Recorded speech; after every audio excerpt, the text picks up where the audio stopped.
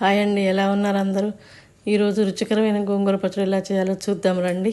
చూస్తుంటేనే నోరూరిపోతుంది కదా. ఇప్పుడు స్టవ్ పైన ఒక బాండి పెట్టి 2 స్పూన్స్ ఆయిల్ వేయాలండి. కొంచెం వేగిన తర్వాత పచ్చిమిర్చి కొంచెం కట్ చేసి దాంట్లో తగినన్ని వేయాలి. అది చిటపట్లాడుతుండగా కొన్ని ధనియాలు, మినప్పప్పు, జీలకర్ర వేసి అడుగంటకుండా వేయించుతూ ఉండాలి. ఇలా కొంచెం వేగాక తీసి పక్కన ఉంచుకోవాలి. ఇప్పుడు అదే కళాయిలో ఒక 1 స్పూన్ ఆయిల్ వేసి మనం శుభ్రంగా కడిగి ఉంచుకున్న గోంగూరని దాంట్లో వేసి కలుపుతూ ఉండాలి అడుగంటకుండా. మన తెలుగువారందరికీ గోంగూర అంటే చాలా ఇష్టం కదండి. ఎన్ని కూరలు ఉన్నా కానీ గోంగూర స్పెషాలిటీయే వేరండి. ప్రతి ఫంక్షన్లో అది ఉండాల్సిందే. ఇప్పుడు దీనిలో చిటికెడు పసుపు వేసి కలపాలి. గోంగూరలో ఉన్న వాటర్ అంతా ఎగిరిపోయేదాకా బాగా కలుపుకొని ఇలా దగ్గర పడ్డాక స్టవ్ ఆఫ్ చేసి మూత పెట్టేద్దాం. ఇప్పుడు ఒక మిక్సీ జార్లో మనం ముందుగా వేయించుకున్న పచ్చిమిర్చి అవి వేసి తగినంత ఉప్పు వేసి క్లోజ్ చేసి మిక్సీ చేసుకోవాలి. దానిలోనే ఒక 5-6 వెల్లుల్లిపాయలు వేసి ఒకసారి మిక్సీ పెట్టుకోవాలి.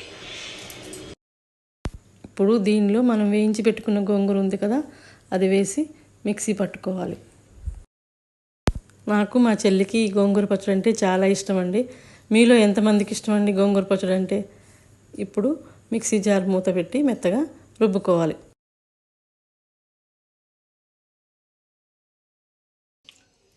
ఫ్రీక్వెంట్గా ఈ పచ్చడి నేను చేస్తూనే ఉంటానండి.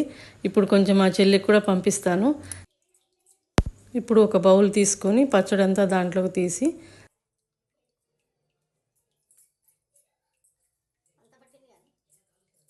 ఇప్పుడు సన్నగా తరిగిన ఉల్లిపాయ ముక్కలు దానిపైన వేయాలి. ఈ ఉల్లిపాయ ముక్కలు తినే ముందు వేసుకుంటే బాగుంటాయండి, ముందు వేస్తే మెత్తబడిపోతాయి. ఇప్పుడు 2 స్పూన్స్ ఆయిల్ కూడా పచ్చిది దీంట్లో వేసుకొని కలుపుకోవాలి.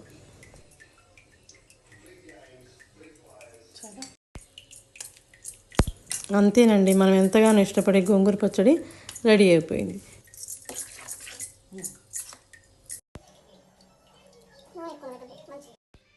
నేను మాత్రం ఏ ఫంక్షన్కి వెళ్ళినా గోంగూర పచ్చడి కోసం చూస్తానండి, నాకు అంత ఇష్టం. ఇప్పుడు ఈ వేడివేడి అన్నంలో గోంగూర పచ్చడి వేసుకొని చిక్కగా కలుపుకొని తింటే చాలా టేస్టీగా ఉంటుందండి.